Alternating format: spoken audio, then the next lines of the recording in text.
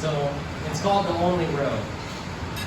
The only road that leads to town is lined with heads of foes, each one upon a stake. A boy and his dog linger on the road, where ancient woods give way to peaceful prairie, and walls can just be seen above high grass. Walls of the town that sits by lake and river. The boy stands, counting flies as they take rest on some ill-fated warrior's putrid brow. Still more bugs buzz and wheel in ugly orbit. They seem to grant the dead a mocking halo. The boy is nervous. There will be a feast tonight to honor childhood soon gone by, to bless with love his difficult departure, but most of all to drink and enjoy his presence. His dog, as white as shifting powdered snow, playfully runs about and snatches flowers.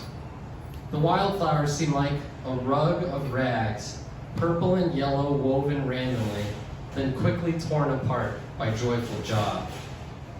Now the boy laughs, made happy by his dog.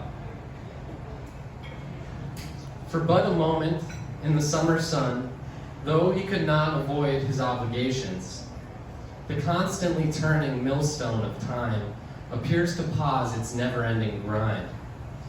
The boy then calls his dog and heads toward town.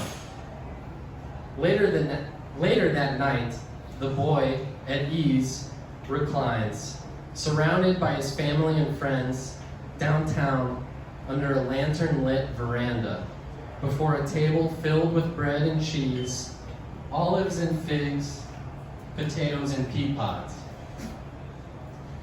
The soothsayer stands up and calls the crowd to silence as the flower girl approaches, leading a lamb that wears a crown of daisies. She drops petals before the walking lamb.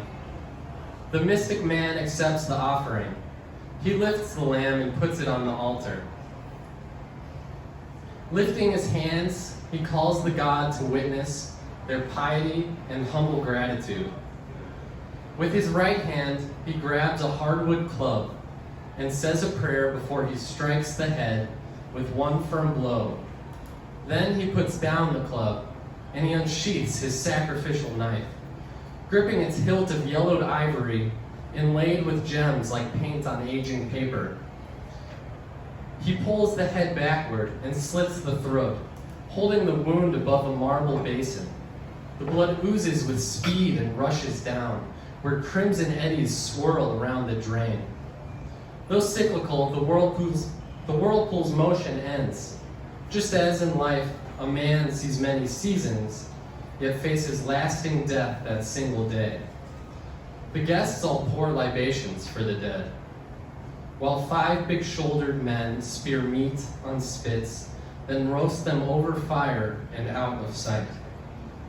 The smoky savor floats and feeds the god. Later on, servers bring out trays of meat, and now the guests each take their share in turn. After the meal, the tables are removed. The crowd goes quiet as the poet plays, his little lyre of hollowed tortoise shell. And boys perform a spinning dance around the acrobatic girls who make their magic with hoops and balls and nimble twirling rods.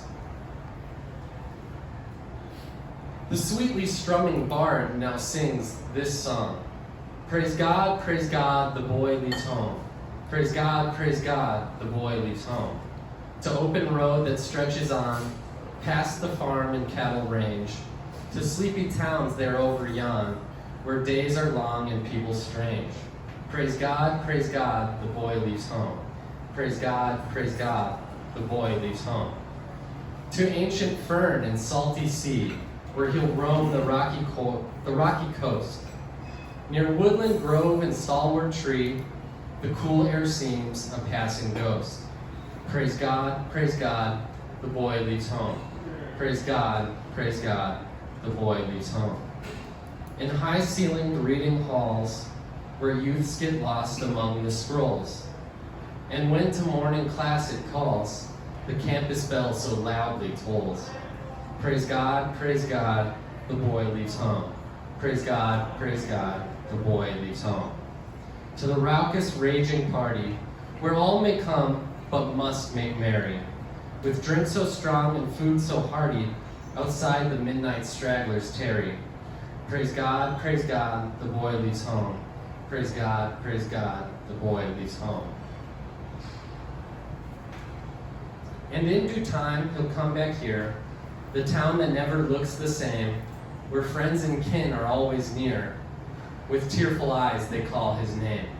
Praise God, the boy leaves home. Praise God, the boy leaves home.